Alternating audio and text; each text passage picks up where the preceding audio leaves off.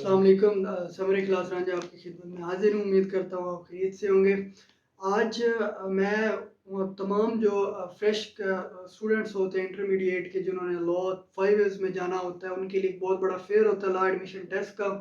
उस पे थोड़ी सी बात करूँगा। और जैसे कि आपको पता है 31 अक्टूबर जो है वो लॉ एडमिशन टेस्ट की लास्ट डेट है। एचईसी की वेबसाइट पे अप्लाई होता है। इसकी फ़ी होती है वो पे करनी होती है। अकाउंट बनता है एचईसी की वेबसाइट पे स्टूडेंट की आईडी के अगेंस्ट।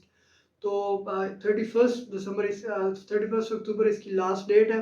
जिन स्टूडेंट ने अभी अप्लाई नहीं किया हुआ जो जाके अप्लाई कर सकते हैं। और 13 नवंबर अप्रोक्सीमेटली इसकी जो है वो कमेंसमेंट डेट है जब टेस्ट जो है वो होगा। और इसके डिफरेंट सिटीज़ में सेंटर बनते हैं जो आप सिलेक्ट करेंगे, उसमें से कोई एक सेंटर आपका होगा। आज का स्पेशल सेशन मेरा उन स्टूडेंट्स के लिए है जिनको बहुत बड़ा फेयर होता है कि जी वो कैसे लॉ एडमिशन टेस्ट को पास करेंगे। उन्होंने सारा साल पढ़ा नहीं होता, या उनके लिए एक बड़ा ये ऑब्स्टेकल होता है। उसको पास करने के लिए मैं आपको एक शॉर्टकट वे दूंगा और एक बड़ा रिलायबल सोर्स बताऊंगा जिससे आप इसको इजीली एक अच्छे मार्क्स लेके, मिनिमम एवरेज लेके आप इसको पास कर सकते हो। और इसके पास करने के लिए आपको 50 मार्क्स अप्रोक्सीमेटली चाहिए होते हैं 100 में से। और इसमें टोटल मैं आपको बता दूं कि 8 पोर्शन है।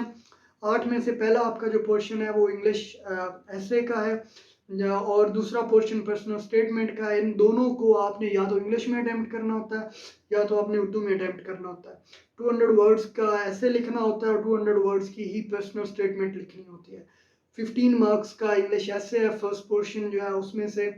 और दूसरा जो है पर्सनल स्टेटमेंट वो 10 मार्क्स की है। इन दोनों पहले दूसरे क्वेश्चन को आपने या तो इंग्लिश में कम्प्लीटली अटेम्प्ट करना है या फिर आपने उर्दू में करना है।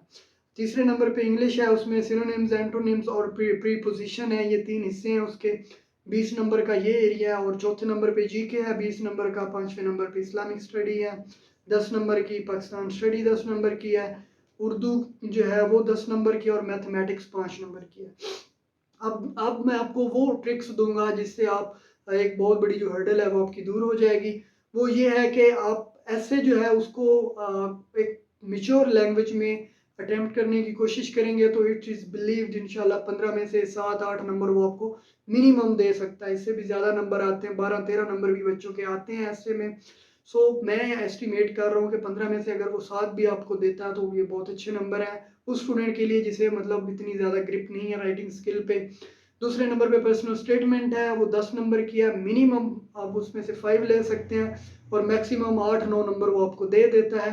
वो सिर्फ ये है कि जब एक एक टाइम में मैंने खुद अटेम्प्ट किया था तो इन दोनों पोर्शंस में से मेरे 25 में से 22 मार्क्स आए थे, और वो भी बगैर किसी इतनी खास तैयारी के, क्योंकि मेरी सेल्फ राइटिंग अच्छी है।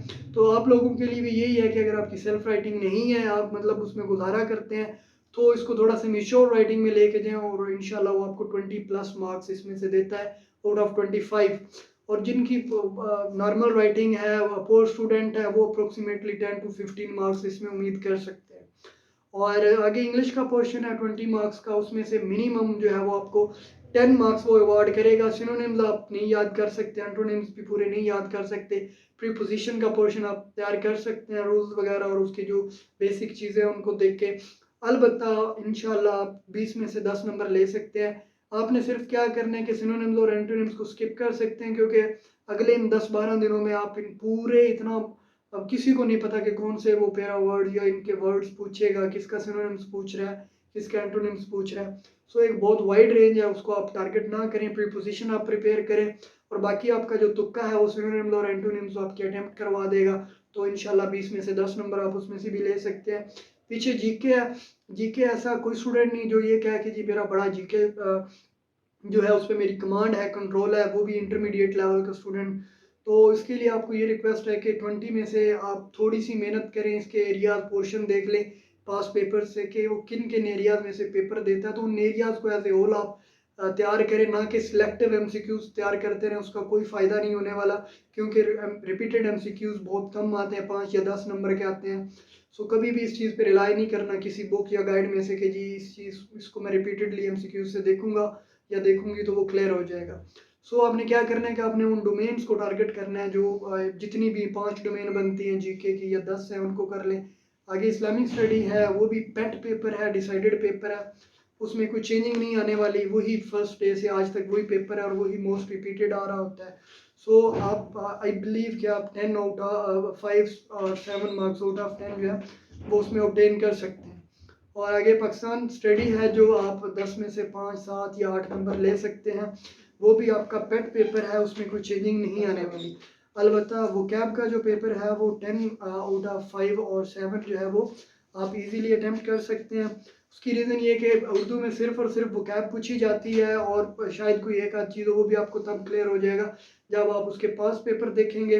और मैथमेटिक अगर किसी स्टूडेंट की बहुत अच्छी है तो वो 5 मार्क्स का पेपर है, वो आप अटेम्प्ट कर लें। अगर आपकी नहीं है तो आप 5 नंबर के लिए उस पर ज़्यादा टाइम वेस्ट ना करें, उसको स्किप कर दें। अब मैं अगर आपको कंक्लूजन दूँ टोटल का, तो ऐसे में 15 में से अगर आप 7 लें और पर्सनल स्टेटमेंट 10 में से आप 5 भी लेते हैं, इंग्लिश में 20 में से आप 10 लेते हैं और जीके में आप 20 में से 10 लेते हैं, इस्लामिक स्टडी 10 में से आपके 5 आते हैं और पाकिस्तान स्टडी में 10 में से आपके 5 आते हैं, वो कैब 10 में से 5। मैथ का मैंने पोर्शन इसमें कंसिडर नहीं किया। और इससे ऊपर जो आपके तुक्का मार्क्स हैं वो अलग है, लेकिन इसमें जो मेरा कंक्लूजन है वो 45 to 50 marks student easily achieve कर सकता है, ऑब्टेन कर सकता है। सिर्फ थोड़ी सेंसिबल इसमें अटेम्प्ट करना होता है, पेपर प्रेशर नहीं लेना होता, चीज़ों को रिलेट करना होता है एक दूसरे के साथ। सो इसको ज़रा थोड़ा सा मिच्योर बिहेवियर के साथ थोड़ा पास पेपर कंसल्ट कर लें। मैं कभी भी मशवरा नहीं दूंगा कि आप सिर्फ एक गाइड पकड़ें और उससे पूरा पेपर तैयार करें। कभी भी एक पेपर किसी एक बुक से नहीं आता। अलबत्ता जो पेपर की डोमेन्स हैं, पोर्शंस हैं, उनको देखें और उनको एज ए होल तैयार करें, मुकम्मल उनको तैयार करें। तो इंशाल्लाह कभी भी ऐसा मुमकिन नहीं है कि आप इसमें से फेल हो। और best wishes for all students जो ये 31st वाले टेस्ट में जो है वो अपेयर होने जा रहे हैं, जो 13 नवंबर को होने जा रहा है। और इंशाल्लाह फर्दर अपडेट्स के लिए मेरा चैनल जो है उसको सब्सक्राइब करें। इंशाल्लाह तमाम लॉ के स्टूडेंट जो है वो 3 इयर्स हैं, 5 इयर्स हैं, लॉ एडमिशन टेस्ट है, लॉ गैट है या अदर लॉ के जितने प्रॉब्लम्स हैं उनके सोल्यूशन के लिए आप लोगों को यहाँ पे वीडियोस मिलेंगी। और अगली वीडियो तक मुझे इजाज़त दीजिएगा, इंशाल्लाह बहुत जल्द मुलाकात होगी। अस्सलाम वालेकुम।